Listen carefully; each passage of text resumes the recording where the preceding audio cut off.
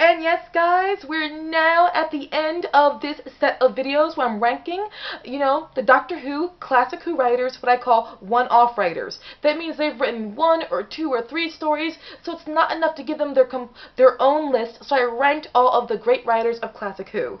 And this, I admit, is a redo of a video, because guys, it turns out I did the video before, and I did not know that Brian Hales and Dennis Spooner wrote at least 5 or 6 stories. So it turns out I had to remove them from the list and bring 2 other writers into it. And as you know, at this point, I did not memorize these guys because there were too many names and too many stories. So yes, I did it in a marble composition book. Classic. Classic. So with this one, I'm going to do a relatively quick video for this one because I believe I'm probably prying your patience at this point. I promise, I know I am. I'm self-aware. So now we're going to go right into it. At number 10, we have Anthony Coburn, who wrote the very first Doctor story, An Unearthly Child. Okay, I know that some people do not like the 2nd, 3rd, and 4th parts because of the caveman bits, but that first part is so good. Remember, that's what started this all.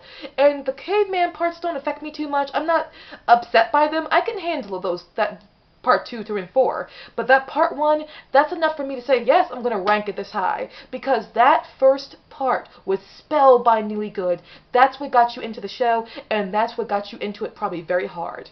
Now, we are at number 9. At number 9, we got Stephen or Stephen Wyatt. I don't know how to pronounce it. Stephen or Stefan? I don't know. I'm sorry, guys. I really don't know. I don't... Sorry, I don't, okay? I'm sorry. But Stephen Wyatt, he did Paradise Towers and Greatest Show in the Galaxy. Okay, yes, Greatest Show in the Galaxy. Amongst us hardcore Whovians, that one gets a lot of love. But here's the problem. Paradise Towers I find to be a little underrated, okay? Please go back, give that one a chance. Go back and rewatch it with subtitles so you can hear everything properly. The actors are clear. It's just a very intense script where it's easy to miss things. And sorry if you heard a truck outside. This camera is very good at picking up on sounds outside more than my own voice. Okay, now, we are going to number 8. And at number 8, we've got Don Houghton, or Houghton.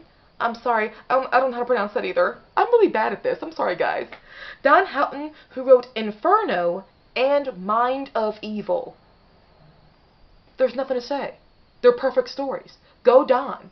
Good job, you. Just good job. What? There's nothing to say. They're awesome. Okay, now we got a number 7. Okay, another underrated writer. Chris Boucher, who wrote The Face of Evil, Robots of Death, An Image of the Fendal. These are 3 Leela and 4th Doctor stories that are some of my favorite, probably my favorite of the 4th Doctor and Leela stories. Oh my god, they are incredible. Literally, this guy was the one who realized Leela to perfection. And Chris Boucher, I love you, man. You guys are all underrated, but Chris, you are underrated. Sorry. Okay, now we're at number 6. We get Robert Sloman for The Daemons, The Time Monster, The Green Death, and Planet of the Spiders. Okay, The Green Death and Planet of the Spiders, they're awesome. I love those 2 stories so much. I really do. The Daemons, I love a lot of elements to it, even if I'm not crazy about the very end. I do love a lot of elements to it a great deal. And how they made Joe a little... like, be the problem again. I was like, oh, not crazy about that. But I do still enjoy a lot of elements to it. The Time Monster, this one is the one that gets the most lack of love of his stories. Well, you know what? Okay. With the Time Monster, I understand why you guys are not crazy about it, but I still see the good in it. Yes, I know it's absurd. I know there's that ending where it's almost contrived. But the idea, sorry for being repetitive, but with the largeness of the story, it showed how Doctor Who can do anything and go anywhere and have anything in it. I like that it brought all that into the Doctor Who world. So I see why you guys think it sucks. Don't worry, I see why. But me, it's just, it broadened the world of Doctor Who, and I'm happy for that. So, now we get, as number, I think we're at 5, Robert Banks Stewart for Terror of the Zygons and Seeds of Doom. My all-time favorite stories of the 4th Doctor's 2nd season. Robert, I'm jealous of your talent, okay? I'm super jealous of your talent. I mean, I'm jealous of almost all the writers on this list with their talent. But I'm really jealous of yours, Rob. I just am. What can you do? Okay, now we are at number 4, which is Ben. Sorry, I forgot the last name wrong. Aronovich or Aronovich. Ben Aronovich or Aronovich. He wrote from the Seventh Doctor's era, Remembrance of the Daleks and Battlefield. Remembrance of the Daleks is my favorite Dalek story. End of story. It's just my favorite one. And Battlefield, I love stuff. Okay, King Arthur, the Arthurian legend, bringing that into Doctor Who. Of course I'm going to like it. And Jean Marsh, making her the central character you're focusing on as Morgan Le Fay.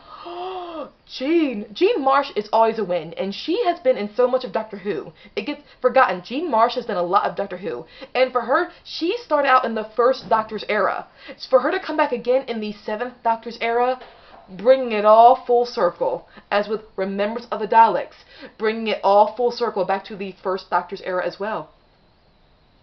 Go, Ben. You thought about that.